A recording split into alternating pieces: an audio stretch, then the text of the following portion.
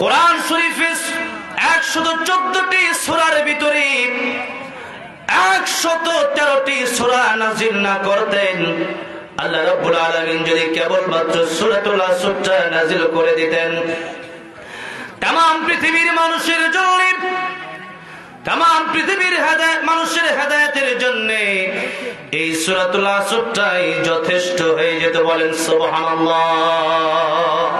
তাম পৃথিবীর মানুষের হেদায়েতের জন্য আসর থেকে আমরা আলোচনা শুনবো, শুধু কানের মজা নেওয়ার জন্য নয়, আমরা শুনবো আমলের নিয়তে। আল্লাহ আমার ইখলাসের সাথে আপনাদেরকে আমলের নিয়তে শোনার তৌফিক দান করেন, পড়েন আমিন। সূরাতুল আসরের শুরুতে আল্লাহ রাব্বুল আলামিন বলছেন ওয়াল আসর। আল্লাহ রাব্বুল আলামিন কসম খায়, আল্লাহর নামের কসম খায়, আর আল্লাহ রাব্বুল আলামিন তিনি কসম কাটলেন ওয়াল আসর, সময়ের কসম।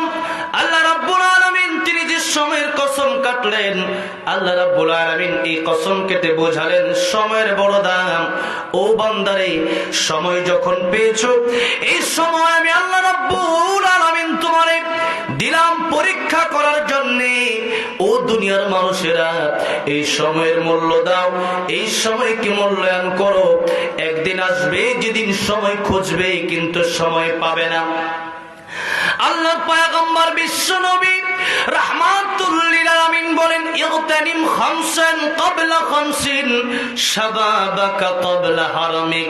5টা সময় আসার আগে তোমরা 5টা সময়কে মূল্য দাও। জোরে আওয়াজ দিয়ে বলেন কয়টা সময়? 1 নম্বর আল্লাহর পয়গম্বর বললেন শাবাবাকা ক্বাবলা হারামিক। যারা যুবক আছেন তাদের ব্যাপারে রাহমাতুল লিল আলামিন বললেন, ও যুবকেরা, আল্লাহর ইবাদত করো। এই যৌবন কাল থাকতে থাকতে আল্লাহর গোলামি করো। যখন বুড়ো হয়ে যাবা ওই সময় দেহে শক্তি থাকবে না। সুতরাং এই যৌবন কাল আল্লাহ রাব্বুল আলামিন দিলেন তোমাকে ইবাদতের জন্য। যৌবনটা করতো ওই বৃদ্ধ মানুষকে আল্লাহ ওই যুবক বয়সে ইবাদত করার সওয়াব বৃদ্ধ বয়সে ইবাদতটা না করতে পারলেও তার আমলনামায় দিয়ে দিবে। এই জন্য যুবক ভাইদেরকে বলি, যাদের গায়ে শক্তি আছে, যাদের গায়ে যৌবন আছে, তাদেরকে বলে, ও যুবক ভাইরা, আল্লাহর পয়গম্বর বলেন যুবক বয়সে ইবাদত করেন। কিয়ামতের কঠিন ময়দানে সূর্য যেদিন থাকবে মাথার অর্ধ হাত উপরে, এই জমিনের মধ্যে, এই জমিনটা হবে কিয়ামতের ময়দান। মাটি থাকবে না, ঘাস থাকবে না, গাছগাছালি পাকপাখালি কিছুই থাকবে না। আটলান্টিক মহাসাগর, বঙ্গোপমহাসাগর, পদ্মা, মেঘনা, যমুনা নদী কিছুই থাকবে না, পানি থাকবে না, পানি থাকবে না। ওই দিন কোনো ছায়া থাকবে না আরশে আজিমের ছায়া ছাড়া। আল্লাহ রাব্বুল আলামিন এই যৌবনকালে যারা আল্লাহর জন্য সময় দিয়ে দিবে, এই যৌবনকালে যারা আল্লাহর ইবাদত করবে, আল্লাহ রাব্বুল আলামিন তাদেরকে কিয়ামতের ময়দানে আরশে আজিমের নিচে ছায়া দিয়ে দিবে। এই জন্য সমস্যাটা আমাদের যুবকদের ভিতরে বেশি। যারা মুরব্বী আছে তারা তো আলহামদুলিল্লাহ মোটামুটি ভালো, কিন্তু কয়েকদিন আগে স্টেজে বয়ান করব, ওয়াজ শুরু করার আগেই সেখানের অতিথি সাহেব আমাকে বললেন, হুজুর মুরব্বীদেরকে নিয়ে কি ওয়াজ করবেন? আজকে আসছেন একটু যুবকদেরকে নিয়ে ওয়াজ কইরেন। কেন যুবকদেরকে নিয়ে ওয়াজ করবেন? ফজরের আজান যখন হয়ে যায়, যখন নামাজের জন্য মসজিদে ডাকা হয়, তখন দেখবেন মসজিদের প্রথম কাতারে শুধু মুরব্বীরা থাকে, যুবকদেরকে পাওয়া যায় না। যেরকম ঠিক না বেঠিক? ইল্লা মাশাআল্লাহ 1-2 জন যুবক থাকলে সেটা তো ভালো কথা, কিন্তু বর্তমানে যুবকরা সময়টা নষ্ট করে বেশি। যুবকরা যখন রাতের 3টা বাজে, 4টা বাজে, ওই সময়টা পর্যন্ত তারা টিকটক চালায়, ফেসবুক চালায়, ইউটিউব চালায়, পূর্ণিমা স্বপ্নের গান দেখা ফজরের আজান পর্যন্ত কাটায়। ঠিক কিনা বলেন? তাহলে যেই ব্যক্তি 4টা 5টা পর্যন্ত মোবাইল টিপছে, এখন যখন আজান দিছে যখন ডাক দেওয়া হলো নামাজের জন্য আসো, ও মুসলমানেরা নামাজের জন্য আসো, ঘুম থেকে নামাজ ভালো, সে আরো কম্বলটা উঠায়া দিয়ে বলে না আমার জন্য তোমার নামাজ থেকে ঘুমই ভালো। ঠিক কিনা বলেন? এই যে একটা অবস্থা কেন হয়, রাত 3টা 4টা পর্যন্ত mobile mobile mobile mobile mobile, 24টা ঘন্টার ভিতরে মোবাইল চালাই আমরা 22 ঘন্টা। ঠিক কিনা বলেন? মোবাইল চালাই 22 ঘন্টা। মোবাইল 22 ঘন্টা চালাইলে কিয়ামতের কঠিন ময়দানে আল্লাহ রাব্বুল আমিন যদি হিসাব চায় আপনার কাছে, 24টা ঘন্টার হিসাব তুমি আমারে দাও, আপনি 24 ঘন্টার হিসাব দিতে গিয়ে বর্তমান যুগে যারা হিসাব দিবে এরা হিসাব দিতে গিয়ে দেখবে এদের 24 ঘন্টার 22 ঘন্টায় এত মোবাইল ছিল। আর তারা কি সবসময় ওয়াজ শোনে নাকি? এখানে যে যুবকরা মনে করেন আমাদেরকে দাওয়াত দিচ্ছে তারা মোটামুটি ওয়াজ শুনতে পারে, তাই না? ওয়াজ না শুনলে তার আমার চিন্তা না, আমি তোর এলাকায় কমপক্ষে আগে আসি নাই, তারা তো চিন্তা না। যাক আলহামদুলিল্লাহ বলেন। তাহলে আপনি মোবাইলের মাধ্যমেও কিন্তু আপনার অনেক বড় একটা সৎকার সব আপনি পেতে পারেন। কিভাবে? আপনি মোবাইলে লিখেন 3 বার সূরা ইখলাস পড়লে 1 খতম কোরআন শরীফের সব লিখেন। আপনি লেখেন 5 ওয়াক্ত নামাজ পড়েন লিখেন। আপনি ফেসবুকে লেখেন মদ ছাড়েন, গাঁজা ছাড়েন, ইয়াবা ছাড়েন, বাবা ছাড়েন লেখেন। আপনি এগুলো লিখতে পারেন না। আপনি আসিফে গান গাইছে, মমতাজ গান গাইছে, এটা আপনি শেয়ার মেরে দিচ্ছেন। শেয়ার করেন? আপনারা শেয়ার করেন না? শেয়ার তো করেন। অনেকে তো আমাদের ওয়াজ গোলাই যে মিডিয়া ভিডিও করতেছে, এগুলো তো শেয়ার করে অনেকেই। তো শেয়ার যারা করতেছেন, যারা ওয়াজ শেয়ার করতেছেন, আপনার একটা ভালো কথা শেয়ারের মাধ্যমে যদি আরেকজন আমল করে, এটার সওয়াব আল্লাহ আপনাকেও দিয়ে দিবে। সুবহানাল্লাহ। নায়ক মান্না মারা গেছে, আরো যত নায়ক মারা গেছে, তাদের ছবি যতদিন পর্যন্ত এই বাংলাদেশে চলবে, ছবি দেখে আপনি যা গুনাহ করবেন ওই গুনাহ মান্নার কবরেও যাবে কি যাবে না? মান্নার কবরেও যাবে। আরেকজন আলেমে দ্বীন ওয়াজ করে গেছেন, কোরআনের তাফসীর করে গেছেন, কোরআনের কথা বলে গেছেন।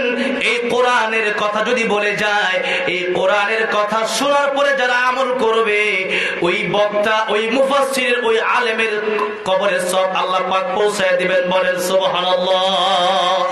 আল্লাহর পয়গম্বর রাহমাতুল লিল আলামিন বলেন, ও দুনিয়ার মানুষেরা, মানুষ যখন মরে যায় মানুষের সব আমল নামা বন্ধ হয়ে যায়, 3টা আমল বাকি থাকে। 1 নম্বরে সদকায়ে জারিয়া। সদকার জারিয়া যদি আপনি করেন তাহলে আল্লাহ এই সবটা আপনার কবরে পৌঁছাবে। যেমন মসজিদে দান করলে, মাদ্রাসায় দান করলে, এই মসজিদে যতদিন মানুষ নামাজ পড়বে, এই মাদ্রাসায় যতদিন কোরআন তেলাওয়াত হবে আল্লাহর, ততদিন পর্যন্ত দুনিয়াতে আপনি থাকবেন না। মসজিদ থাকবে, মাদ্রাসা থাকবে। যতদিন পর্যন্ত মসজিদ মাদ্রাসায় আল্লাহর গোলামি হবে, আল্লাহ রাব্বুল আমিন আপনার কবরের সবটুকু পৌঁছে দিবে। বলেন সুবহানাল্লাহ।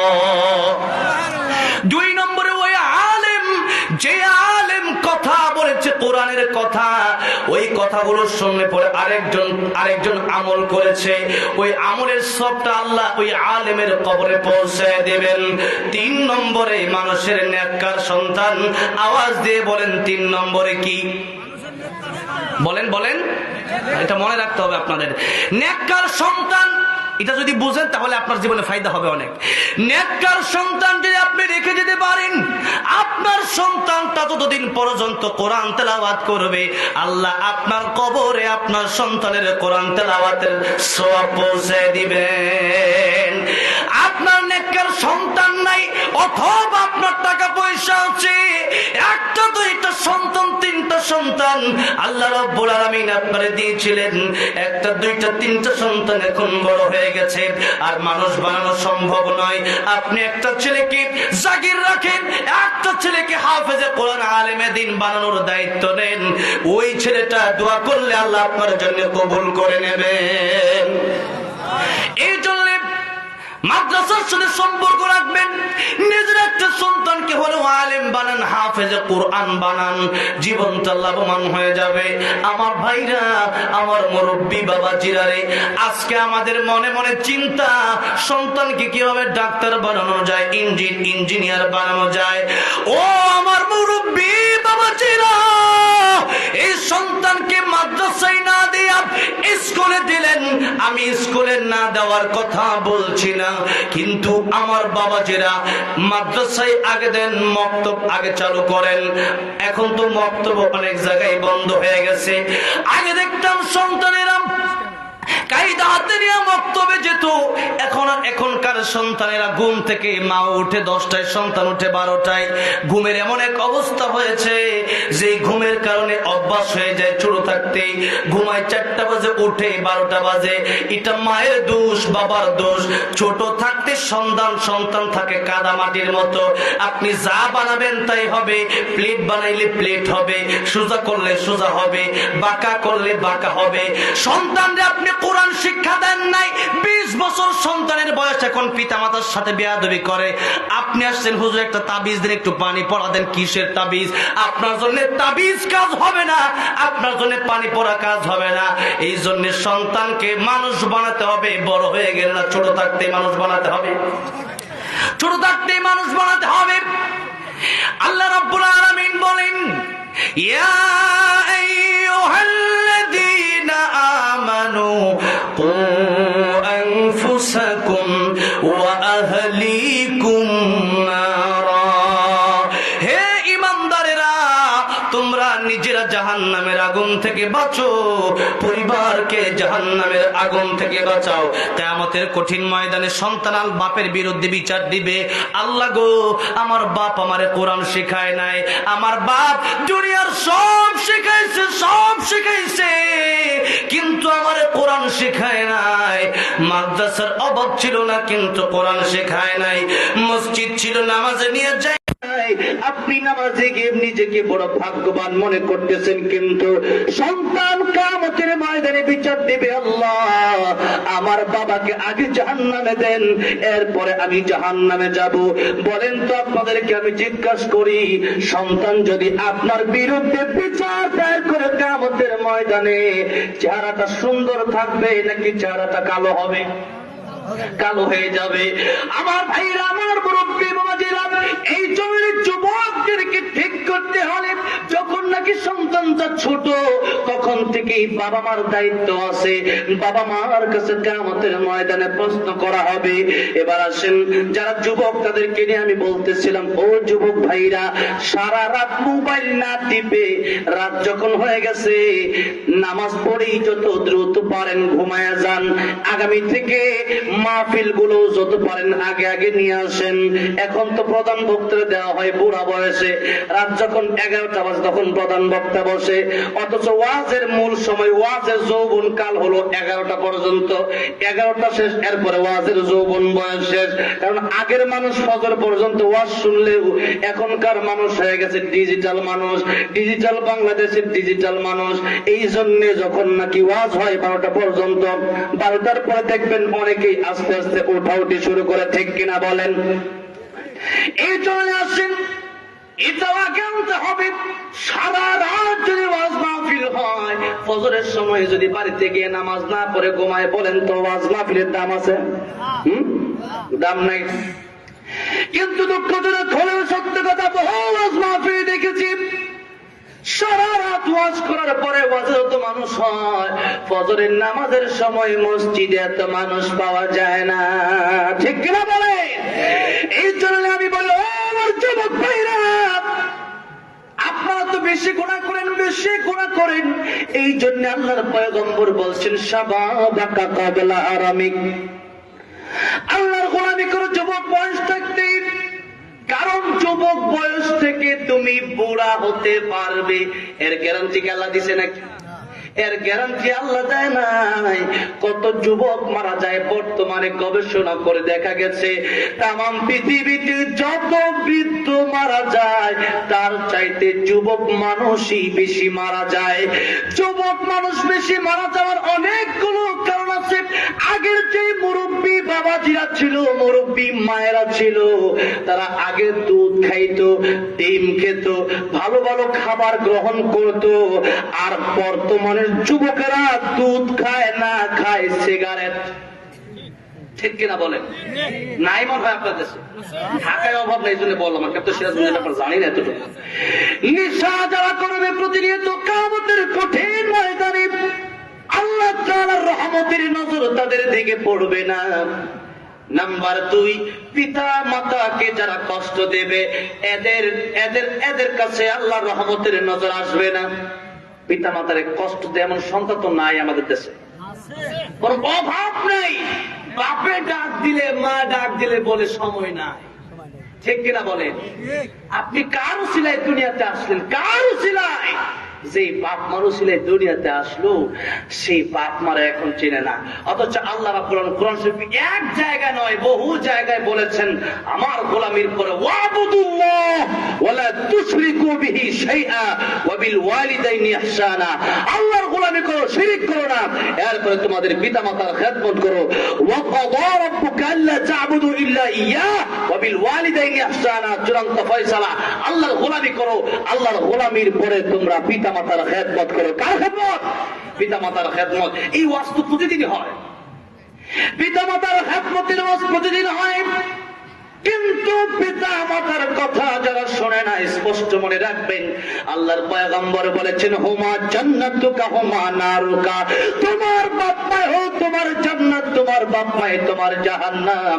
আজকে অনেক মানুষ গরিব, মক্কা মদিনায় হজ উমরায় যেতে পারেন নাই। আল্লাহর পয়গম্বর বললেন সাহাবীরা রে, তোমরা যারা আছো তোমরা পিতা মাতার দিকে নেক নজর দিয়ে তাকালে পরে আমার আল্লাহ রাব্বুল আলামিন কবুল হজের সওয়াব দিয়ে দিবেন। সাহাবী জিজ্ঞাসা করেন ইয়া রাসূলুল্লাহ ইয়া হাবিবাল্লাহ, আপনি তাহলে বলে দিন আমি যদি আমার পিতা মাতার দিকে 100 বার তাকাই আল্লাহকে 100 কবুল হজের সওয়াব দিবে নাকি? আমার নবীজি ডাক দিয়ে বললেন সাহাবীরা রে, তোমরা তোমাদের পিতা মাতার দিকে 100 বার কেন, 1 কোটি বার কেন, তোমরা তাকাতে তাকাতে অস্থির হয়ে যাবে। আমার আল্লাহ তোমার আমল নামায় কবুল হজের সওয়াব দিতে অস্থির হবে না। সুবহানাল্লাহ। ও বাবাজিরা, সবাই তো মক্কা মদিনায় যান নাই, আমার তো আল্লাহ পাক বহুবার মক্কা মদিনায় নিয়েছেন। এই যে এই রমজানেও আবার যাব ইনশাআল্লাহ। এখন আসেন এই মক্কা মদিনায় যারা গিয়েছেন 1-2 জন হাত তোলেন তো। এই যে আমার দাদা হাত তুলছে, ওই যে ওখানে একজন হাত তুলছে, মাশাআল্লাহ। তো এই 3-4 জন গেছেন, আল্লাহ সবাই যাওয়ার তৌফিক দেন, বলেন আমিন। কাবা সেখানে আমাদের আত্মার সম্পর্ক, আর মদিনা সেটাও আমাদের সেগুলো সময় পেলে বলবো ইনশাআল্লাহ। এবার মক্কা মদিনায় বলেন উমরা বলেন এগুলো করা কি সহজ?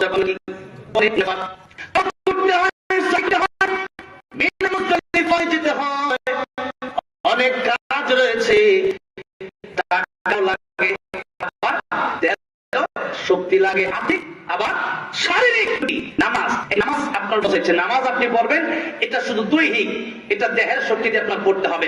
আপনার নামাজ যদি আমি পড়ে দিই হবে? আবার রোজা, অনেক বড় টাকাওয়ালা একজনকে বললো তুই তোর রোজা না রেখা আমারটা রাইখা দিস, বলেন রোজা হবে? এটা নিজের পালন করতে হবে। আবার যাকাত অথবা সাদাকা, যার টাকা আছে সে দিতে হবে, হ্যাঁ, যার টাকা নাই তার দেওয়া লাগবে না। আরেকটা ইবাদত হলো হজ। এই হজ করতে হলে টাকারও দরকার, অর্থাৎ আর্থিক টাকা পয়সার দরকার, আর্থিক ভাবেও সচ্ছল হতে হবে, আবার দেহের শক্তির প্রয়োজন আছে। মনে করেন আপনার দেহের শক্তি নাই, আপনি অচল, তাহলে আপনার উপর হজ ফরজ হবে নাকি? আপনার উপর হজ ফরজ হবে না। তাহলে হজ করতে হলে পরে আপনার দৈহিক সচ্ছলতাও থাকতে হবে, টাকা পয়সা আর্থিক সচ্ছলতাও থাকতে হবে। এই দুটির সমন্বয়ে অনেক বড় একটা ইবাদতের নাম হলো হজ। আল্লাহ নবী বলেন আল হাজ্জু আল আজ্জু, হজ হলো কষ্টকর। এই হজ অত্যন্ত কষ্টকর। এই হজ করা এত কষ্ট, এখান থেকে আপনার যেতে হবে সৌদি আরব, যে এরপরে সময় লাগবে কয়েকদিন, তওয়াফ করতে হবে, সাই করতে হবে, মিনায় মুজদালিফায় যেতে হবে, কুরবানি করতে হবে, অনেক কাজ। আর পিতা মাতার দিকে আপনি 1 সেকেন্ড সময় নিয়ে একটু মায়ের নজরে তাকাইবেন, আল্লাহ কবুল হবে। অনেক বড় অফার, কিন্তু মোবাইলের দোকানে যদি বলা হয় একটা মোবাইল দেওয়া হবে, একটা মোবাইলের সাথে আর 2টি মোবাইল ফ্রি দেওয়া হবে, একটা ফ্রিজের সাথে আরো 2টি ফ্রিজ ফ্রি দেওয়া হবে, 1টি টেলিভিশনের সাথে আরো 3টি টেলিভিশন ফ্রি। সবাই পড়েন রব্বির হামহুমা কামা রব্বায়ানি সগীরা। আমার ভাইরা, আমার মুরব্বী বাবাজিরা, তাহলে পিতা মাতা। এখন আমি একটা কথা আপনাদেরকে বলি, আমিরুল মুমিনিন ওমর ফারুক রাদিয়াল্লাহু দরবারে এক লোক আসছে, আয়েশা বলছে, আমিরুল মুমিনিন আমার সন্তানটা আমার কথা শোনার বিচার করেন। আমিরুল মুমিনিন বললেন, ঠিক আছে, বিচার করি। এই ছেলে, বেটা, তুমি নাকি তোমার সন্তানের কথা শোনো না? সন্তান বলল, আমি তো কথা শুনি, আমি কথা শুনি কি শুনি না এটা পরের কথা, আমার বাপের জিজ্ঞাসা করেন আমার বাপ আমার হক আদায় করছে কিনা। আপনি বলেন, আমার বাপ কি শুধু আমার কাছ থেকে ভালো ব্যবহারের যোগ্য হক পাবে, নাকি আমিও আমার বাপের কাছে কিছু হক পাবো? ওমর ফারুক রাদিয়াল্লাহু আনহু বললেন, হ্যাঁ, শুধু তুমি তোমার বাপের হক পালন আদায় করবে এরকমটা নয়, তোমার বাপেরও তোমার প্রতি কিছু হক আছে। 1 নম্বর হক হলো তোমার বাবার ভালো স্ত্রী বিয়ে করা দরকার ছিল। তাহলে যারা যুবক, যারা বিয়ে করে না, আছে না, ভালো বিয়ে করা দরকার। কি করা দরকার? ভালো বিয়ে করা দরকার। ভালো বলতে কি? টাকা পয়সা দীক্ষা, খাত দিব না দীক্ষা। আচ্ছা, আজকে আমি এখান থেকে একটু ওয়াদা দিতে চাই, আমি একজন যুবক হলেও দেখতে চাই যে বিয়ের সময় যৌতুক খাত পালন দিকে বিয়ে করবে না। কি আছে, যৌতুক নিবে না? আলহামদুলিল্লাহ, সত্যি রামতাজি যেমন সত্যি মনে ঘুমায়া আল্লাহ কবুল করেন, বলেন আমিন। যৌতুক ছাড়া, যৌতুকের গন্ধে দেশ ভরে গেছে, আর যৌতুকের গন্ধে ভরবে না কেন? আমাদের দেশে যদি পর্দার বিধানটা যদি কেউ মানতো,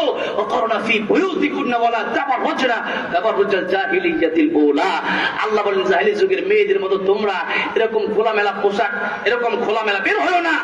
তাহলে আজকে যদি আল্লাহ এই একটা যদি আমাদের দেশের মেয়েরা মানতো, আমাদের দেশের ছেলেরা যৌতুক নেওয়ার কথা বলতে পারতো না। আপনারা বলবেন কেন? সস্তায় দুধ পাওয়া গেলে গায়ে পালে কে? বুঝেন নাই? দুধের দাম 10 টাকা কেজি, গায়ে পাবো কেউ? মাত্র 10 টাকা কেজি দুধ কি বেচতাম? গাছ বেচে বলা, আমার গাছ কেটে গাছ বেচে, সে কিনা বলেন, কেউ গরু পাবে না। তো যখন একটা যুবক আর যুবতীর সম্পর্ক যখন বিয়ের পরের সম্পর্ক বিয়ের আগে হয়ে যায়, তখন যুবক বলে আমার বিয়ের প্রয়োজন নাই। বিয়ের প্রয়োজন হবে কেন? একজন বলতেছে আমার কয়েকদিন আগে, আমার প্রেমটা 2 কাল থেকে আমারে কয় প্রেম নাকি কোন বয়স থেকে? 2 কাল থেকে, মানে যখন 2 এ পরে তখন তার শুরু কালের প্রেম। চিন্তা করছেন নি? আচ্ছা, যাই হোক, এরপরে এখনো শেখা দিছে, জামাই আছে, এখন নাকি তার প্রেম ছাড়া ভাল লাগে না। তো এরকম লোক, এরকম যুবক মনে হয় নাই। প্রেমের জ্বালা। এখন এই যে একটা প্রেম শুরু হয়েছে বিয়ার আগে, এই হারাম প্রেমের কারণে আমাদের দেশে একটা দিবস, সবে হায়া দিবস। আরে ভালোবাসার জন্য দিবস লাগে নাকি? আমি আমার বাপের ভালোবাসি, আমার মায়ের ভালোবাসি, কিসের দিবস লাগবে? ওয়ান টাইম ভালোবাসবো, ওয়ান টাইম ভালোবাসা হবে। কোন ভালোবাসা হবে? ওয়ান টাইম, সব সময় ভালোবাসবো। 1 মিনিট 2 মিনিটের জন্য ভালোবাসা, ফেব্রুয়ারি এগুলো ঘোষণা, এগুলা বাদ দিতে হবে। নোংরামি ছাড়া কিছু না। এবার আসেন, তাহলে প্রেম হবে কি বিয়ের আগে না পরে? বিয়ের পরে হবে প্রেম। এই জন্যে আমাদের সমাজ নষ্ট হচ্ছে নারীদের পর্দায় না থাকার কারণে। অথচ ফাতেমা রাদিয়াল্লাহু আনহা জান্নাতি যুবতীদের সর্দারনি, উনি বলেন, আলী গো, ও আমার প্রাণের স্বামী, আমার মৃত্যুর পরে আমার লাশের কাফনের কাপড়ের উপর দিয়া আরেকটা কাপড় দিবেন, যাতে করে আমার লাশ কতটুকু মোটা, কতটুকু লম্বা এটা না বোঝা যায়। আল্লাহু আকবার। আমারে যখন কবর দিবেন, দিনের বেলা নয়, রাতের বেলায় দিবেন, যাতে করে মানুষ অন্ধকারের ভিতরে আমি ফাতেমার লাশ কতটুকু লম্বা, কতটুকু মোটা দেখতে না পারে। সুবহানাল্লাহ। ফাতেমা করে মরার পরেও আমার কিভাবে কাপড় দিবেন? আর আমাদের সমাজের মহিলারা বলে যে পর্দা কেন রাখতে হবে? আপনারা খোলা রাখতে পারলে আমরা খোলা রাখতে পারবো না? চিন্তা করে দেখেন, সব জিনিস কি এক হয় নাকি? সব জিনিস কি এক? সব জিনিসের গুরুত্ব একরকম নয়। এই জন্য আসেন, বাবা রে বাবা, আমি সাউন্ড বাড়ায় ডিজিটাল মিশন বানাইছি। আচ্ছা, একটু বলেন আল্লাহু আকবার। আমার ভাইরা, না আগের মতো আগে ভালো ছিল না, খারাপ না। হ্যাঁ, আচ্ছা, বলতেছিলাম ফাতেমা মরার পরেও ডবল কাপড় চায়, আর আমাদের নারীরা কাপড় খুলে জান্নাতে যেতে চায়। ঠিক কিনা বলেন? আচ্ছা, একটা কলার শুকলা ছাড়া যদি কেউ কলা বেছে, মনে করেন আমি যদি কলা বেছি, আপনারা কিনবেন? একটা কলার চাইতে কি তার নারীর দাম কম? বলেন। নবী বলেন, তামাম পৃথিবীর যত সম্পদ আছে সবচেয়ে উত্তম সম্পদ হলো নারী, বলেন সুবহানাল্লাহ। নবীজি বললেন অথচ আমরা কলা শুকলা ছাড়া কিনি না, নারী বোরকা ছাড়া ভালো মানুষ বিয়ে করতে পারে না, ঠিক কিনা বলেন? আমার ভাইরা, আমার মুরব্বীরা, সময়ের দিকে লক্ষ্য করেন। সময়ের গুরুত্ব নিয়ে আমি কথা বলতেছিলাম। যুবক ভাই যারা আছেন, আজকে যারা নিয়ত করেছেন যৌতুক নেবেন না, আপনাদের যদি এই কথা যদি আপনারা ঠিক রাখতে পারেন, আজকের মাহফিল ধন্য, ঠিক কিনা বলেন? এই জন্য যুবক ভাই যারা আছেন, ভাইরে ভাই আমার আগে থাক লাগবো না, ভাই অনেক বেশি আগে ছিল কম, এখন হয়ে গেছে বেশি। এই যে কেয়ার করতেছে এটা তো টানা বেচা যায়, এরকম হয়ে গেছে। কোট করি ব্যস্ত না আগে, হ্যাঁ তোমার জলসাবের কোট করি ব্যস্ত আগে, এরকম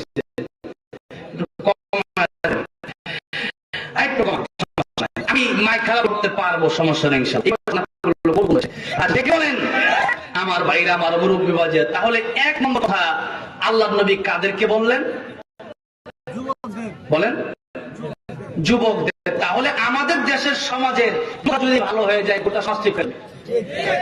10-12 জন যুবক যদি ফজরের সময় একটা সমাবেশ চালায় এলাকার ভিতরে, ফজরের নামাজ পড়বো না, দরজা ভেঙে নামাজ পড়ো না, এই এলাকা থাকার সুযোগ নামাজ না বললে দেখতেন সব নামাজে হয়ে যেত, ঠিক কিনা বলেন? এই জন্য যুবক ভাইদের আগে ঠিক হতে হবে, নেশা ছেড়ে দিতে হবে।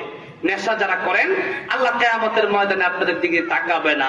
এটা যদি আপনি বুঝে থাকেন, তাহলে বিড়ি চলবে না বন্ধ হবে? ইয়াবা বলেন আপনারা চলবে না বন্ধ হবে? এটা বলবেন। গাঁজা, ফেন্সিডিল, মদের আড্ডা বন্ধ করে দিতে হবে। আর এর জন্য সবচাইতে বড় দায়িত্ব পালন করতে হবে দেশের ক্ষমতাসীন লোকদেরকে। কি এটা আসতে বললেন? আলহামদুলিল্লাহ, আমি মাহফিলে আজকে তো এমপি সাহেব আসছিলেন মনে হয়, না আসে নাই? ওনার বাড়ি নাকি দিকেই, আমি ওনাকে বলবো। এবং আমি তো বাংলাদেশের অনেক মন্ত্রীদেরকে বলেছি যে আপনারা ঠিক হয়ে যান, দেশ ঠিক হতে একদিন সময় লাগবে না। আপনারা কি মনে করেন সময় লাগবে? লাগবে না। কিছুদিন আগে একটা মাহফিল বন্ধ করে দেওয়া হলো, মাইকটা নিয়ে যাওয়া হলো রফিকুল ইসলাম মাদানী ভাইয়ের কাছ থেকে, নিচে নামায় দেওয়া হলো। সেটা স্বরাষ্ট্রমন্ত্রীর কান পর্যন্ত গিয়েছিল। আল্লামা জুনায়েদ হাবিব সাহেব জিজ্ঞাসা করলেন, আপনি কি মাহফিল বন্ধ করে দিচ্ছেন দেশের? তিনি বললেন, আমরা মাহফিল বন্ধ করি না। তাহলে এলাকার লোকজনদেরকে ভালো হতে হবে। এই যে এলাকার এমপি সাহেব মাহফিল বন্ধ করেছেন, তিনি আমি আসার আগে আমার কানে খবর এসেছে আমরা মাহফিলের পক্ষে আছি, থাকবো, ঠিক কিনা বলেন? এমপি সাহেবের পক্ষ থেকে লোক এসেছিলেন। এরকম এমপি দরকার যারা মাহফিলের পক্ষে থাকে, আর যারা মাহফিলের বিপক্ষে যায় এরা সমাজ নষ্ট করে। এই জন্য সেখানে বলা হলো মাহফিল বন্ধ করে দেন। মাহফিল বন্ধ করা যাবে না। মাহফিল বন্ধ করে দেন, অন্ধকারের দিকে যাবে। কোন দিকে যাবে? অন্ধকারের দিকে যাবে। আপনি বন্ধ করতে চাইলে বন্ধ করেন, রাতের বেলায় হয় বন্ধ করেন, বন্ধ করেন, বাংলাদেশের বন্ধ করেন, হয়ে যাবে। ওই মাহফিল বন্ধ করবেন, করা যাবে না। আজকে বন্ধ করা এই জন্য যারা বন্ধ করে সব সেই যারা লোক হোক না কেন, যারা কোরআনের মাহফিল বন্ধ করবে, মাইক নিয়ে যাবে, সেখানে জোতার বাড়ি হবে। জনগণ বসে থাকলে হবে না। আমি আমার লজ্জা হলো, খুব লজ্জা পেলাম আমি সেই দিন যে থেকে মানুষ দাঁড়িয়ে আছে। আমি বললাম, জুতা খাই ছিল তোমাদের, জুতা কেন মারলে না? এই দেশের মানুষ আলেমদেরকে মুখ দিয়ে ভালোবাসে না, কলিজা দিয়ে ভালোবাসে, কলিজা দিয়া। আমরা কলিজা দিয়ে আলেমদেরকে ভালোবাসি। সুতরাং আলেমদের কাছ থেকে মাইক সরায় নেবে, মাহফিল বন্ধ করবে, যে যেখানে বলবে সেখানে জুতার বাড়ি হবে। কি হবে বলেন? জুতার বাড়ি হবে। এই জন্য আমরা বিড়ালের বাচ্চা না, আমরা মানুষের বাচ্চা, আমরা পাগলের বাচ্চা নয়, ঠিক কিনা বলেন? আমার ভাইরা, আমার মুরব্বী বাবাজিরা, আমি যে কথা বলতেছিলাম, যুবকদেরকে ঠিক করার জন্য আমাদের সবচাইতে বড় প্রয়োজন হচ্ছে যারা গার্ডিয়ান, যারা পিতা মাতা, তাদের সন্তানকে তারা ঠিক করেন। যারা মেম্বার, আপনার গ্রামকে ঠিক করেন, চেয়ারম্যান ইউনিয়ন ঠিক করেন, এমপি মন্ত্রী মেয়র সাহেব আপনি গোটা জেলা ঠিক করেন, আমাদের প্রধানমন্ত্রী পর্যন্ত যদি কথা পৌঁছে আপনি গোটা দেশ ঠিক করতে পারবেন আপনি যদি চান। এই জন্য আপনারা এই দেশের মানুষকে যদি ভালো রাখতে চান, এই দেশের মানুষ শান্তিতে থাকবে, এই দেশের মানুষ সবাই নামাজ হয়ে যাবে, পুলিশ নামাজ হয়ে যাবে, এসপি নামাজ হয়ে যাবে, নামাজ হয়ে যাবে, সবাই যখন নামাজে যাবে, নামাজে চলে যাবে, এই দেশে আল্লাহর রহমত আল্লাহর বরকত অটোমেটিক আসতে থাকবে, গজব আসবে না, ভূমিকম্প হবে না। এখন কিছুদিন পর পর ভূমিকম্প হয়, আমাদের হাতের কামাই গুলো আমরা গুনাহ করি, আল্লাহ মুসিবত দেয়। এই জন্য এই সমস্ত বড় বড় অনেক গুনাহ আমাদের দেশে চলছে, গ্রামে গঞ্জে শহরে আরো বেশি। গ্রামে এই জন্য আমি থেকে গ্রামে এসে যে মজা পাই, শহরে এত মজা পাই না। শহরে কেন শান্তি লাগে না। আপনি যান যারা গ্রামের মানুষ, আপনার শহরে যান, গিয়ে দেখবেন একদিন থাকতে পারবেন না। একদিন থাকলে মনে যান আমি আইছি, এরকম মনে হবে অনেকে, থাকতে পারবেন না। কারণ গ্রামের মানুষ হালাল খায় বেশি, বলেন আলহামদুলিল্লাহ। শহরে হারাম চলে বেশি। গ্রামে যতটা ঠিক আছে মুরব্বীদের কারণে শহরে এতটা ঠিক নাই। এই জন্য আল্লাহ পাক আপনাদের গ্রামে রেখেছেন। আমি আপনাদেরকে একটা অনুরোধ করতে চাই, সবার যাদের ছেলে আছে, স্ত্রী আছে, যাদের অধীনস্থে যারা আছে, তাদেরকে আপনারা দয়া করে আপনারা শাসনে রাখবেন, সুষম শাসন। আপনারা যারা আছেন, আপনার অভিভাবক, তাদের দায়িত্ব সবচেয়ে বেশি। আপনারা যদি একটু তাদেরকে না বলে তা ঠিক হবে না। আপনাদের বলতে হবে, বাবা বুঝায় বলতে হবে, ফাযাক্কির ইন্নামা আনতা মুযাক্কির লাস্তা আলাইহিম বিমুসাইদির। আপনারা বুঝায় বলেন, যুবক বাবা দেখো, তুমি যদি এরকম নষ্ট হও আর 10 জন নষ্ট হবে, নষ্ট হওয়া যাবে না, এই কাজ করা যাবে না। এই জন্য অভিভাবকদের আগে ঠিক হওয়া দরকার আছে না নাই? এবার আসেন আমার ভাইরা, আমার মুরব্বী বাবাজিরা, আমি আর কিছু সময় আপনাদের থেকে নেব ইনশাআল্লাহ। অনেকের কষ্ট হচ্ছে মনে হয়, আপনাদের কষ্ট হলে তো আমার লাভ, ঠিক না? একটু জোরে বলুন আল্লাহু আকবার।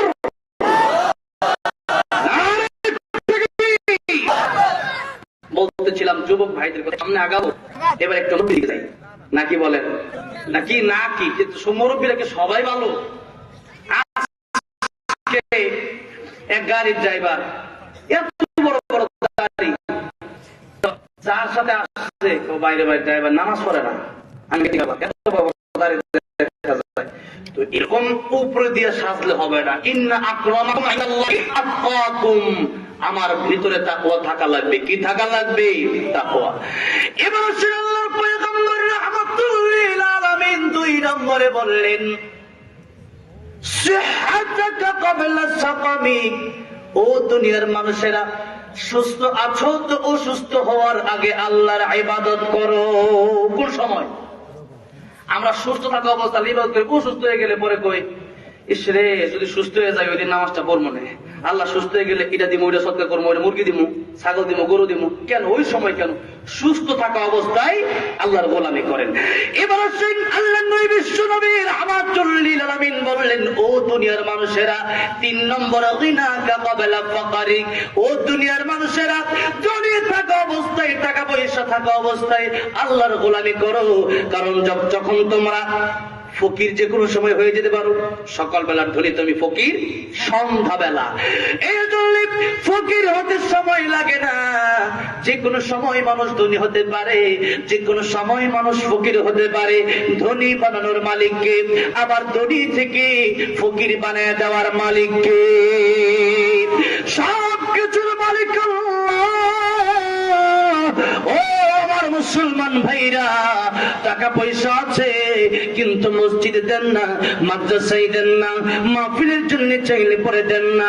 আপনার ভিতরে ঈমানের দুর্বলতা আছে, তাহলে টাকা পয়সা থাকলে আল্লাহর রাস্তায় দেওয়ার দরকার আছে না নাই? আল্লাহর রাস্তায় দেন। আর যদি আল্লাহ চায় আপনি আল্লাহর রাস্তায় না দিতে পারেন, করে দেয় আল্লাহ, যদি আপনার লিবান বন্ধ হয়ে যায়, এই টাকা পয়সা কোনো কাজে রাখবে। আল্লাহ পয়গম্বর রাহমাতুল লিল আলামিন বলেন, সাহাবীরা, একটা সময় তার 3টা ভাই, একটা ভাইকে জিজ্ঞেস করলো, ভাই আমার মৃত্যুতে তুমি কি করবে? ভাই আমি তোমার সাথে থাকবো না। আরেকটাকে জিজ্ঞাসা করা হলে বলে, তোমার জন্য কাফনের কাপড় এসে আমাকে কাপড়ের আগুন লাগায়া ও ওই কবরে নামা আমি কবরে মাটি দিয়ে চলে আসবো। তৃতীয় ভাইকে জিজ্ঞাসা করা হলে তৃতীয় ভাই বলল, ভাই রে, তোমার সাথে শুধু কবর পর্যন্ত নয়, তোমার সাথে আমি কাল হাসরের ময়দানে থাকবো, তুমি জান্নাতে যাওয়ার আগ পর্যন্ত আমি তোমার সাথে থাকবো। এবার আসেন তিন ভাই, যে এই তিন ভাই কোন ভাই? আল্লাহর নবী বলেন দুনিয়ার মানুষ না এগুলা। এক নম্বর ভাইয়ের নাম হলো সম্পদ, ধন সম্পদ। এক নম্বর ভাইয়ের নাম কি বলেন? ধন সম্পদ। এগুলা কি কবরে যায়? অগ্রণী ব্যাংকের টাকা কি কবরে যাবে? ডাচ বাংলা, গ্রামীণ ব্যাংক, সিটি ব্যাংক, টাকা ব্যাংক, আলারাফা ব্যাংক, যত ব্যাংক আছে, টাকা যা রাখছেন আল্লাহর রাস্তায় দান করেন না, এই টাকা পয়সা গুলা কি আপনার সাথে যাবে না? যাবে না। কি যত সম্পদ কিনছে সব টাকা কবর দিয়ে দেওয়া হবে? দেহ খাবে বুকে, সম্পদ খাবে লুকে। লুকে দেহ খাবে বুকে, সম্পদ খাবে লুকে। দেহটা আপনার পোকা খেয়ে ফেলবে, সম্পদ লোকে খাবে। আপনি যারা নমিনি দিচ্ছেন, আপনার ছেলে দিয়ে থাকে, ছেলে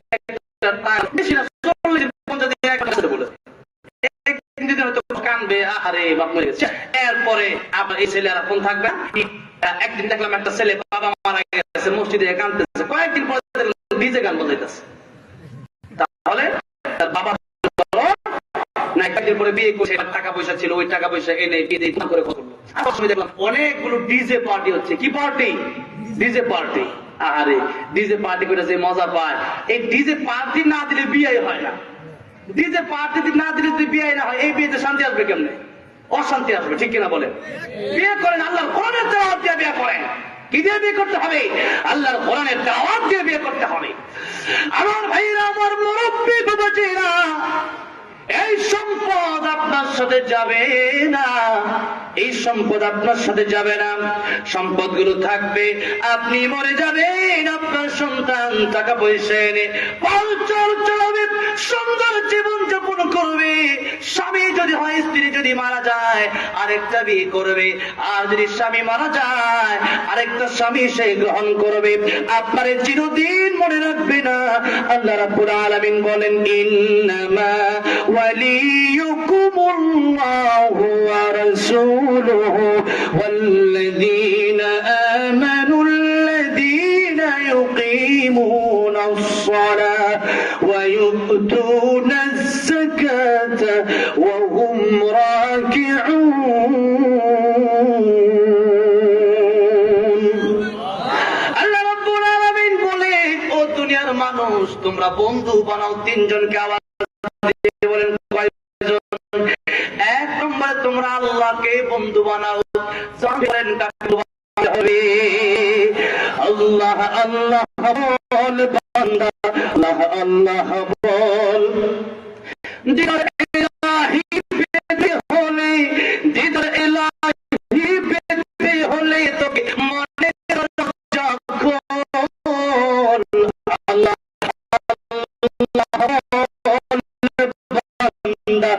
আল্লাহ বল, আল্লাহ আল্লাহ আল্লাহ আল্লাহ আল্লাহু আকবার। এই জন্য যদি আমায় বলতে হয় আল্লাহর বন্ধু বানাবেন, কারণ যখন আমাদের কেউ ছিল না তখন ছিলেন আমার আল্লাহ, আর যখন আমাদের কেউ রবে না, জবান ছেড়ে দিয়ে বলেন তখন আমাদের থাকবেন কে? সেদিন যেদিন কবরে চলে যাব, ওই দিন আল্লাহ ছাড়া আমাদের সাথে কেউ থাকবে না। বাপ যাবে না, মা যাবে না, ভাই যাবে না, বোন যাবে না। ও দুনিয়ার মানুষেরা, একদিন মাটির ভিতরে হবে ঘর রে মন আমার, কেন বাঁধো দালান ঘর রে মন আমার, কেন বাঁধো দালান ঘর। প্রাণ পাখি উড়ে যাবে পিঞ্জর ছেড়ে, ধারা তুমি সবই রবে, তুমি যাবে চলে। বন্ধু বান্ধব যত, মাতা পিতা তারা সত, সকলে হবে তোমার পর রে মন আমার, কেন দালান ঘর। এই জন্য দুনিয়া সম্পদ আল্লাহ রাব্বুল আলামিন আমাদেরকে আবার যেদিন কবরে যাব যাব না খালি হাতে যাব। আল্লাহ রাব্বুল আলামিন দুনিয়াতে বড় বড় বাদশা যাদেরকে বানিয়েছিলেন এর মধ্যে একজন ছিলেন জুলকারনাইন বাদশা। মৃত্যুর আগে বলে গেল, আমার মৃত্যুর পরে যখন আল্লাহ কবরে নিয়ে যাবে আপনি যখন তোমরা এইভাবে বের করে দেবে তামাম দুনিয়ার মানুষ যেন বুঝতে পারে আমি তামাম পৃথিবীর বাদশা হওয়ার পরেও এই দুইটা হাতের ভিতরে স্বর্ণ রূপা অলংকার টাকা পয়সা কিছুই নিয়ে যেতে পারি নাই, খালি হাতে ওই কবরে আমি যেতেছি। এই জন্য আমার ভাইরা, আমার মুরব্বী বাবাজিরা, এই সম্পদের মালিক তো আমরা না, মূল সম্পদের মালিক হলো আমার আল্লাহ। জোরে বলেন কি? জোরে বলেন। পরের জায়গা পরের জমি ঘর বানায় আমি রই, আমি তো সেই ঘরের মালিক নই, ঠিক কিনা বলেন? পরের জায়গা পরের জমি ঘর বানায় আমি রই, আমি তো সেই ঘরের মালিক নই। ও সেই ঘরখানা যার জমিদারি, আমি পাই না তার হুকুম জারি, আমি পাই না জমিদারির দেখা, মনের দুঃখ কারে কই, আমি তো সেই ঘরের মালিক নই। পরের জায়গা পরের জমি ঘর বানায় আমি রই, আমি তো সেই ঘরের মালিক নই। জমিদারের ইচ্ছা মতো দেই না জমি চাষ, তাই তো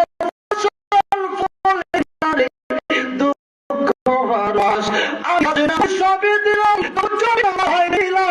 চলে তোর মন জুগায়া দাখিলায় মিলে না সই, আমি তো সেই বলেন না। পরের জায়গা পরে জমি ঘর বানায় আমি তো সেই ঘরের মালিক নই। পরের জায়গা পরে জমি ঘর বানায় আমি সেই ঘরের মালিক নয়। জোরে বলেন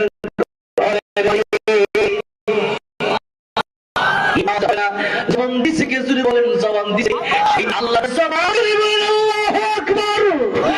আমার ভাইরা, আমার মুরব্বি বাবাজিরা, সম্পদ আপনার থাকবে না যে টাকা পয়সা দিয়ে বাড়ি করলেন, গাড়ি করলেন, সন্তান যেই মানুষ বানালেন, যেদিন মরে যাবেন এই সন্তান আপনার গা থেকে কাপড় গুলো খুলে ফেলে দেবে। ওই মানুষগুলো ডাক দিয়ে বলে, সন্তানের ও সন্তান, তোর জন্য তো টাকা পয়সা কামাই করলাম, সন্তান রে আজকে আমার গেঞ্জিটা তুই কেন খুলে নিয়ে যাস? ও সন্তান রে, এত তাড়াতাড়ি কেন গোসল দিস, এত তাড়াতাড়ি কেন কবর নিয়ে যাও? ও সন্তান রে, আরেকটু কি দেরি করা যায় না? এত তাড়াতাড়ি বাড়ি করেছেন 5 তলা 10 তলা 20 তলা, এই তলায় আপনার রাখা হবে না, হবে না। এই সম্পদ আপনার থাকবে কিন্তু আপনার রুমে জায়গা হবে না। সম্পদ থাকবে ঠিক কিন্তু মাটির উপরে আপনার জায়গা হবে না। এই জমির মালিক এই জমির মালিক আমার আল্লাহ। আল্লাহ রাব্বুল আলামিন জমি দিয়ে বললেন, বান্দারে লিয়াবলুয়াকুম আইয়ুকুম আহসানু আমালা। ও বান্দা বান্দিরে, এই সবটা পরীক্ষা করে দিলাম, আমি আল্লাহরে ভুলে যাব না, আমি আল্লাহরে মনে রাখবো। কারো টাকা পয়সা নাই, কারো টাকা পয়সা আছে। আল্লাহ নবী পয়গম্বর বিশ্ব নবী রাহমাতুল লিল আলামিনের 2 জন জামাতা ছিলেন, আপনারা নাম জানেন। একজনের নাম হযরত আলী, আরেকজনের নাম হযরত উসমান।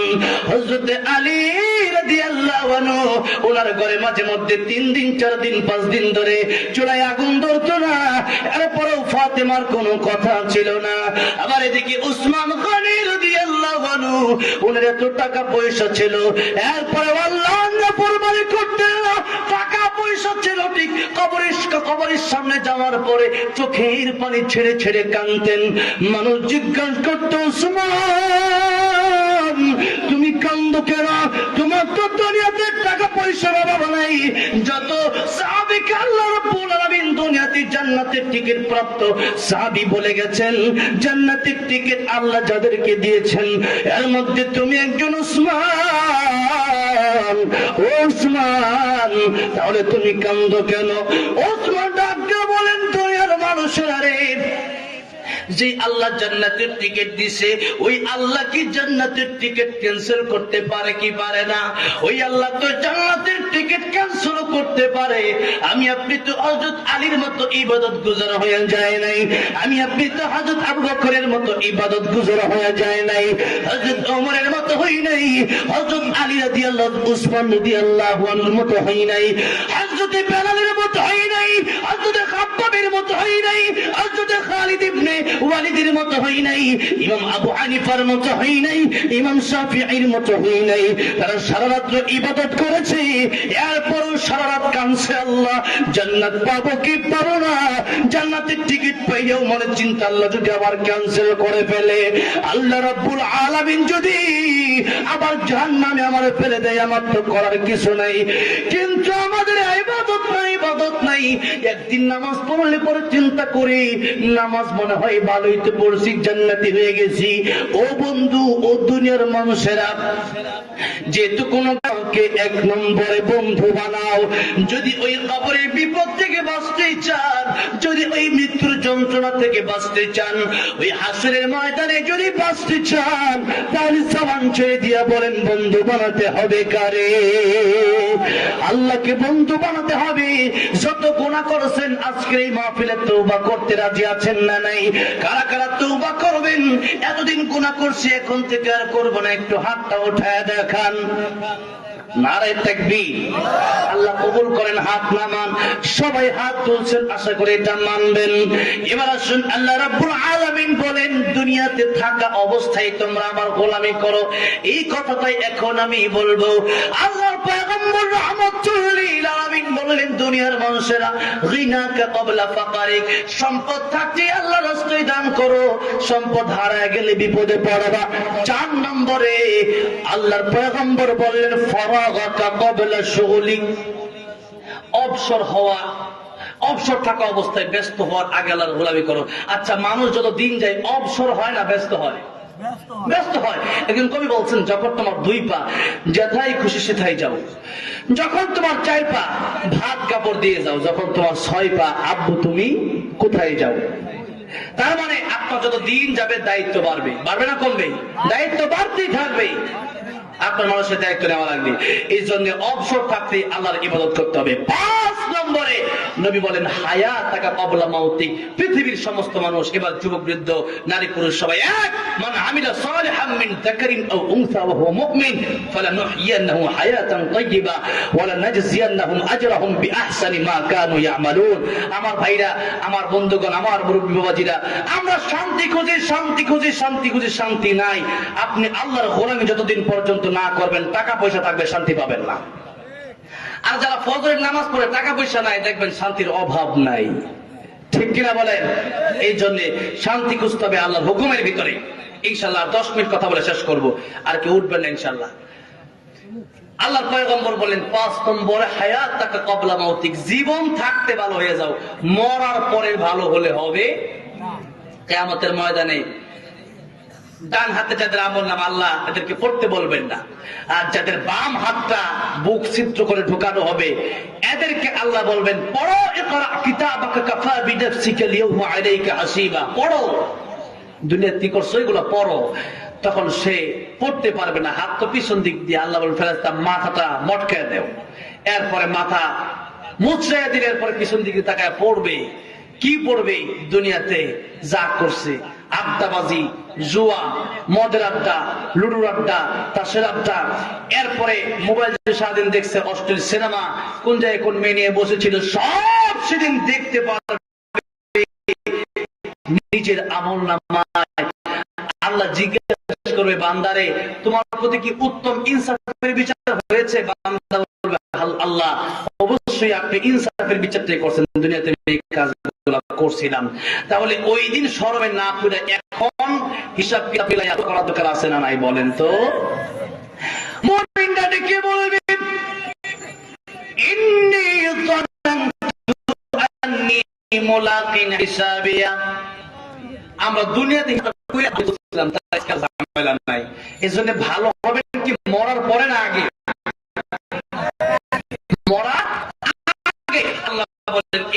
সময়গুলো তোমরা মূল্য দাও। আল্লাহ সবচেয়ে কিছু তোমাদের ওয়াল সংকোচন আল্লাহ কাটলেন। কারণ শানে নজরুল বললে তো অনেক সময় চলে যাবে, শানে নজরুল আর না।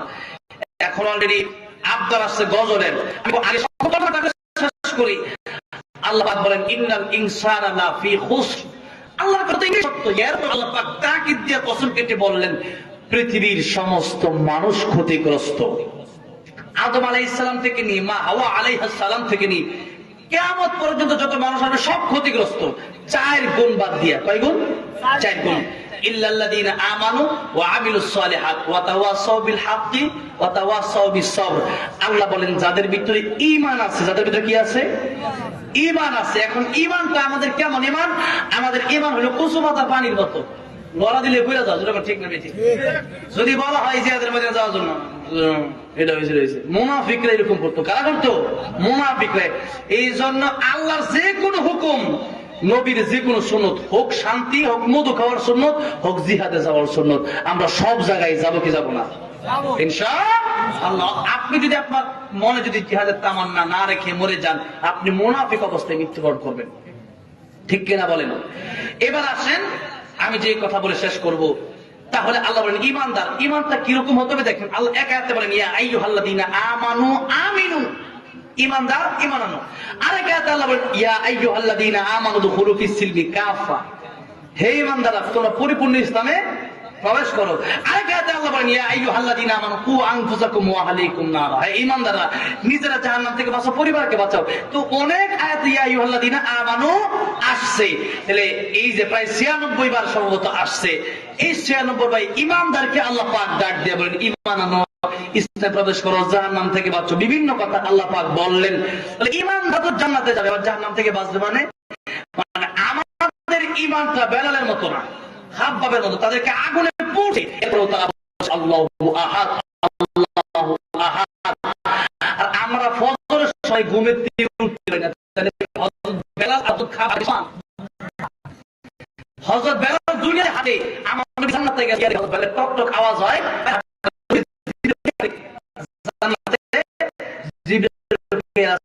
বেলাল দুনিয়াতে হাঁটে, তার হাঁটার আওয়াজ আরে সেই বেলার মতো ঈমান আমার নাই। এই জন্য সেই বেলার মতো ঈমান আনার দরকার আছে না নাই? 2 নম্বর আসেন ওয়া আমিলুস সালিহাত, নেক আমল। ঈমান আছে, নামাজ নাই, জাহান্নামে আগুন করতে হবে। ঈমান আছে, মিথ্যা কথাও কয়, আছে না নাই? অভাব নাই, অভাব নাই। যত তারা ভাত খায়, অনেকে আছে ভাত না খায় থাকতে পারে, কিন্তু আরেকজনের বিরুদ্ধে গীবত না করলে মজা লাগে না। যেরকম ঠিক না বেঠিক? আরেকজনের বিরুদ্ধে গীবত করলে 2টা লস। কয়টা লস? নবীজি বলেছেন, 1 নম্বর আপনার আমলনামা চলে যাবে তার কাছে, ভালো আমল, তার গুনাহ চলে আসবে আপনার কাছে, বিদায় আপনি নামাজি হইয়াও জাহান্নামে যাবেন। আর ওই ব্যক্তি গীবত কারে কয়? এক ব্যক্তি সত্যি গুনাহ করছে, সাহাবী রাসূলুল্লাহ, এটা কি গীবত হবে? আমি যদি বলি হুজুর বলেন এটাই গীবত হবে, তো আরেকজন দোষ করেছে, জিনা করেছে, চুরি করেছে, বদমাইশি করেছে, এটাই তুমি আরেকজনের কাছে গিয়ে তার আড়ালে বললা, এটাই গীবত হবে। তার গুনাহ তোমার কাছে চলে আসবে, তোমার আমলনামা, তোমার নেক আমল, নামাজ তার কাছে চলে যাবে। এই জন্য গীবত করার মাধ্যমে আমল নষ্ট করা যাবে, গীবত বন্ধ করতে হবে। তাহলে আপনি ঈমান আছে, মিথ্যা কথাও কন, কমপক্ষে একটা মিথ্যা কথা বলার জন্য, একটা কবিরা গুনার জন্য 7000 বছর জাহান্নামে চলতে হবে। কত হাজার? 7000 বছর জাহান্নামে জ্বলবে। তো পরের কথা, 7 মিনিট ক্ষমতা কারো আছে যে 7 মিনিট আমি জাহান্নামে দুনিয়ার আগুনে পড়তে পারবো? আসেন এখানে আগুন জ্বালানো হবে, পড়তে পারবেন কেউ? এই ক্ষমতা কারো আছে? কারো ক্ষমতা নাই। আহারে, আর আজকে আমরা জাহান্নামের আগুনের কথা বললে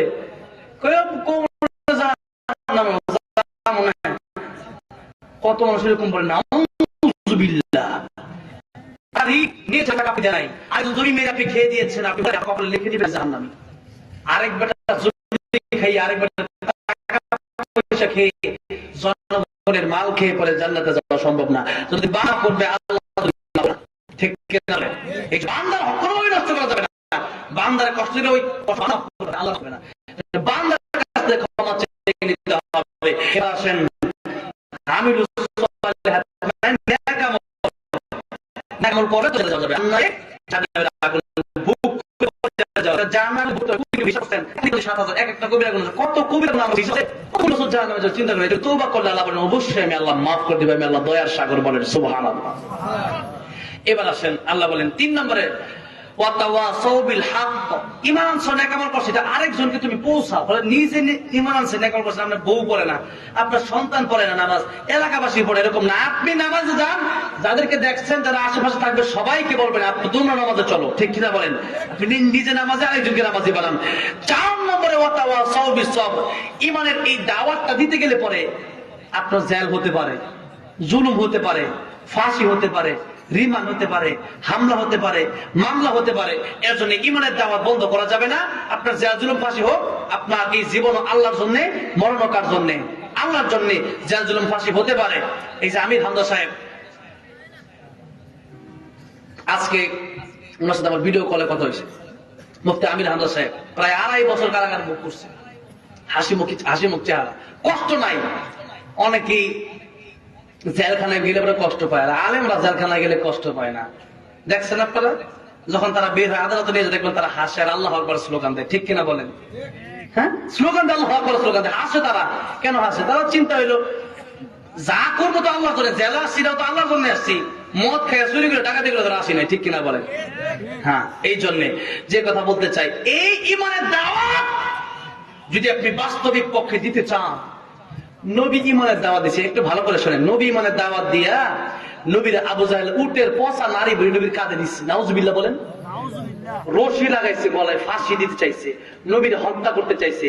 আর আমরা যদি এই একই দাওয়াত দিয়া আলু রুটি খাইতে চাই, আপেল কমলা খাইতে চাই, তাহলে নবীর দাওয়াত দেওয়ার আমাদের দাওয়াত দেওয়ার মধ্যে কি বেশ কম আছে না নাই? বলেন, পার্থক্য আছে না নাই? হক কথা বলাই লাগবে, ঠিক কিনা বলেন?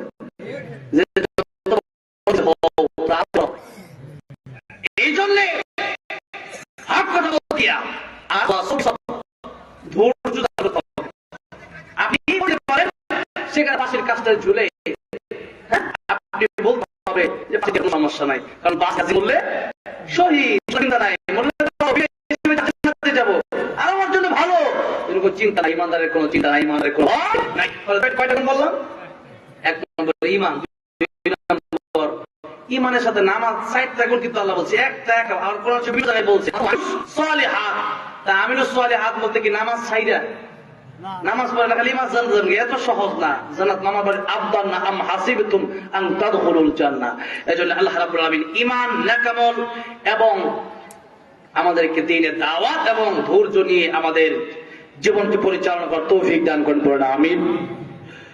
ওয়াজ শেষ হয়েছে, এখন আমি হুজুর দোয়া করবে। তার আগে আর কি মানে গজল গাওয়ার জন্য বলছে, গজল তো গাইতে হবে, এটা আমার আরেকটা পর্ব আর কি, বুঝলেন নাই? এটা আরেক পর্ব, এটা আমার তো ওয়াজে কয়েক পর্ব থাকে, এটা আরেক পর্ব। আজান দেওয়া যাবে, কারণ হচ্ছে রাত 12টা বাজে, আর হুজুর মুনাজাত করবে এই মুহূর্তে।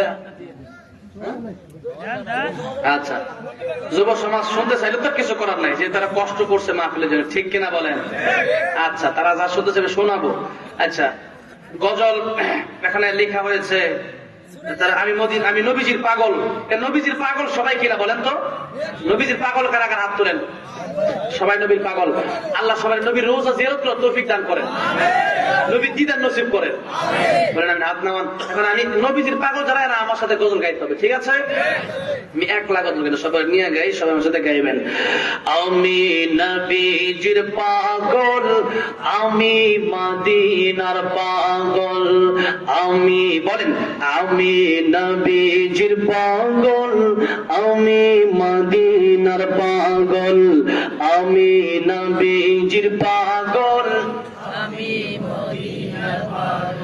মদিনার দুলবালি মোর, মদিনার দুলবালি মোর নয়নের কাজল, আমি নবীজির পাগল, আমি মদিনার পাগল, আমি নবীজির পাগল,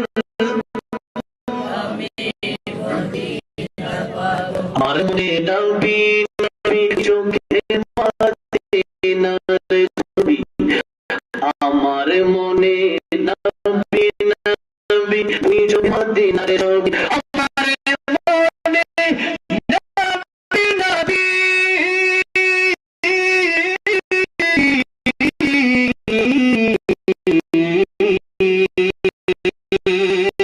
আমার মনে নবী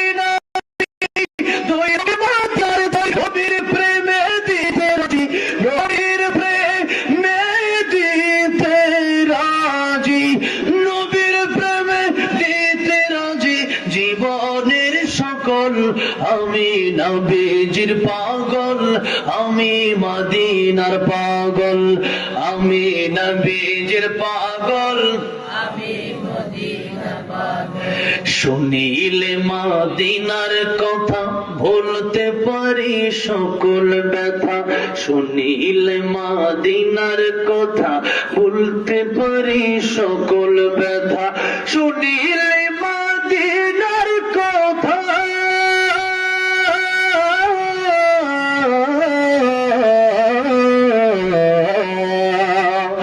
শুনিলে মদিনার কথা বলতে পারে সকল ব্যথা, বুকের ভেতর ভেসে ওঠে, বুকের ভেতর ভেসে ওঠে মন আনন্দের ঢল, আমি নবীজির পাগল, আমি মদিনার পাগল, আমি নবীজির পাগল,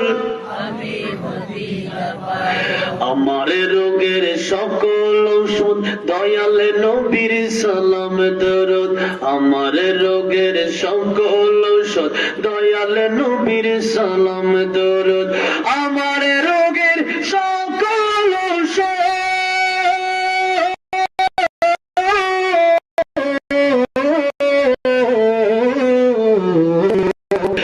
আমার রোগের সকল ঔষধ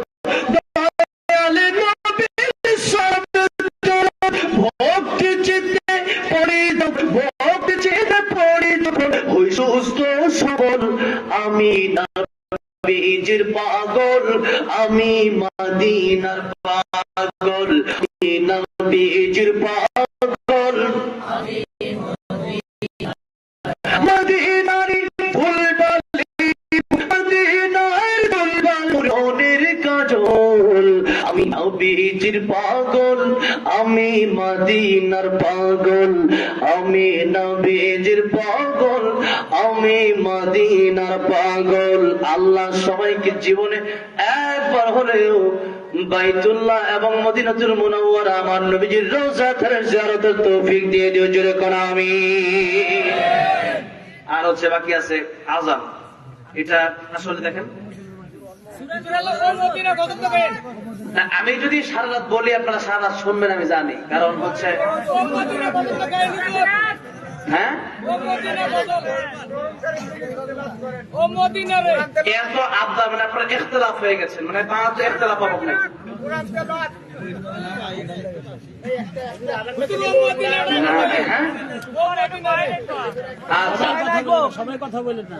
বসেন, ও মদিনার মাটির আমি একটা কলি গাচ্ছি, কারণ হচ্ছে এরপরে আবার আরো অনুরোধ বাকি আছে না। আমি চাচ্ছি যে এই যে 12টা 4 বাজে, 12টা 10-এর আগে আমার গাড়ি আমি ব্রেক করবো ইনশাল্লাহ, ঠিক আছে? ও মদিনার মাটি রে, সকল সুখ বুঝি তোর কপালে, ও মদিনা রে,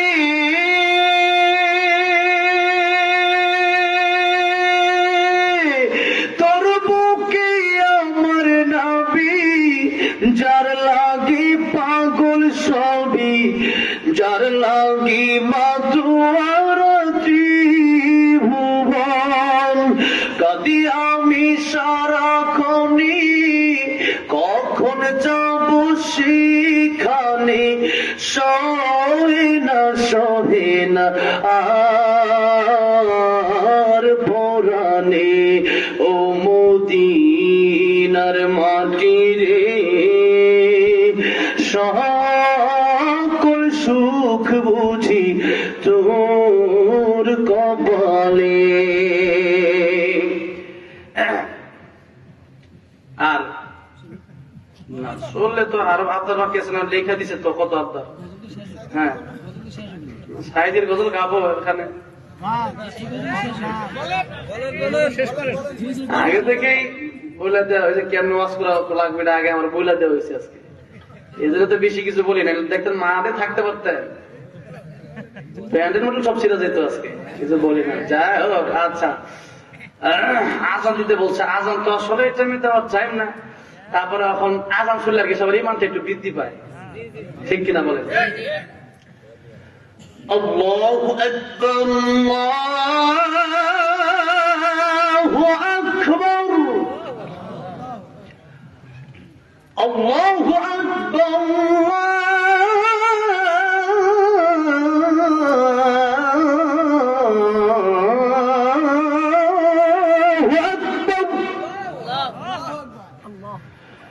أشهد أن لا إله إلا الله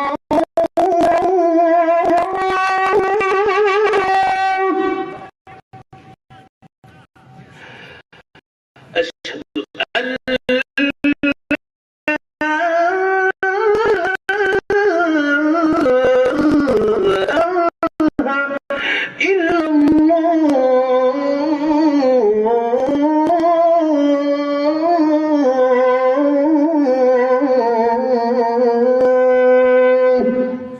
এই পর্যন্তই। আল্লাহ সবাই 5 ওয়াক্ত নামাজি বানায় দেন, কোন আমিন। আজানের আমরা আজান শুনি কিন্তু নামাজের সনদ না পাওয়া যায়, তাহলে আজান শুনে লাভ আছে? নামাজ নামাজ নামাজ নামাজ পড়ে নবীজির জীবনের শেষ কথা ছিল কি? নামাজ নামাজ as-salat। নামাজ পড়েন দেখবেন জীবনে শান্তি আসবে, নামাজ পড়েন দেখবেন আল্লাহর নৈকট্য লাভ করতে পারবেন। দুনিয়ার সব শান্তি আছে নামাজের ভিতরে। কিসের ভিতরে? নামাজের ভিতরে। এসে নামাজ পড়ে তাড়াতাড়ি ঘুমায় যাবেন, ফজরের টাইমে উঠবেন, দিন শুরু করবেন নামাজের মাধ্যমে, রাত আবার শেষ করবেন নামাজের মাধ্যমে। 5 ওয়াক্ত নামাজ পড়েন, অন্তরের শান্তি আসবে। এটা হচ্ছে আমার লাস্ট কথা। আর যতগুলো কথা বলেছি যাদের মনে আছে আলহামদুলিল্লাহ, না মনে থাকলে আর কি করার। যেইগুলো বলেছি আমি, আল্লাহ রাব্বুল আলামিন আমাদেরকে সেই কথাগুলোর উপর আমল করে ঈমানের সাথে, নেক আমলের সাথে, ঋণ মুক্ত গুনাহ মুক্ত জন্য পৃথিবী থেকে বিদায় নিয়ে আমরা পরকালে জান্নাতে যেতে পারি, আল্লাহ সেই তৌফিক দান করেন, পড়েন আমিন। আসসালামু আলাইকুম ওয়া রাহমাতুল্লাহি ওয়া বারাকাতুহু।